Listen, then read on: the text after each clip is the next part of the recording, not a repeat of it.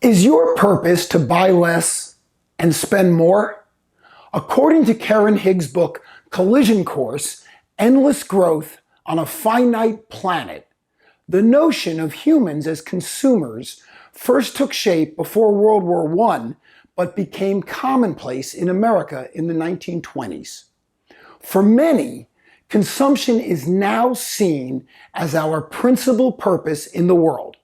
Thanks to that, terms such as consumer price index and consumer confidence are often used to explain economic trends and to guide government programs. In Land of Desire, Merchant's Power and the Rise of a New American Culture, historian William Leach wrote the cardinal features of our culture were acquisition and consumption as the means of achieving happiness, the cult of the new, the democratization of desire, and money value as the predominant measure of all value in society. This notion of our purpose has become so powerful that across the 20th century, capitalism reconfigured the ordinary person into a super consumer with an insatiable desire for more and more things. Of course, none of us want to admit that we're running on this very same treadmill. But deep down inside, most of us know that our own consumerism becomes a large part of our purpose, self-image, and self-worth. Bigger, faster, better could be the headline for a brand new truck, a new pair of Nike running shoes, the new gym opening around the corner, or even our hope for ourselves and our careers. Run faster, jump higher could be the tagline for a new pair of Keds, a new nutritional supplement, or our hope for ourselves and our careers. And more could easily sum up our collective desire for A, more things, B, more experiences, C, more money, or D, all of the above.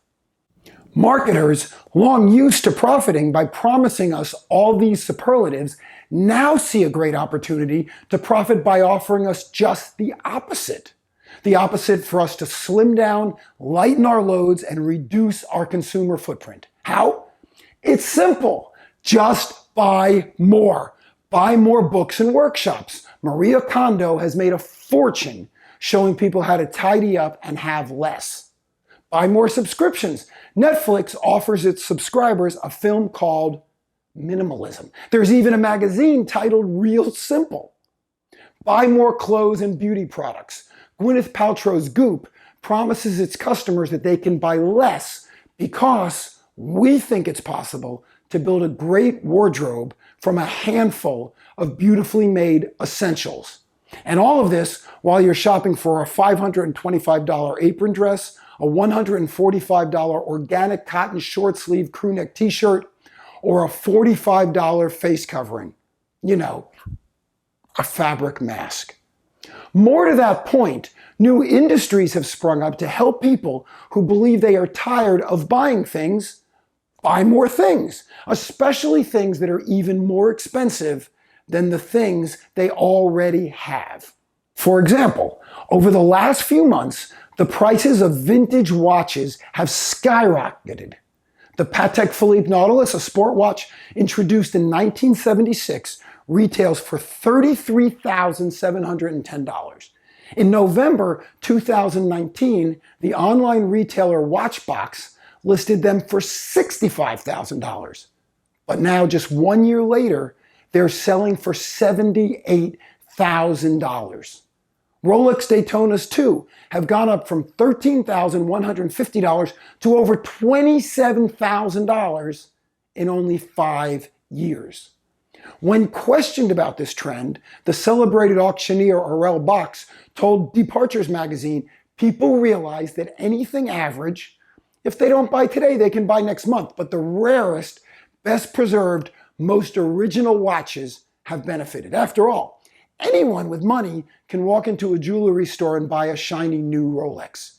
But it takes effort to put on a vintage timepiece and show the world You're fed up with consumerism. This is true for classic sports cars, antique musical instruments, and even vintage blue jeans.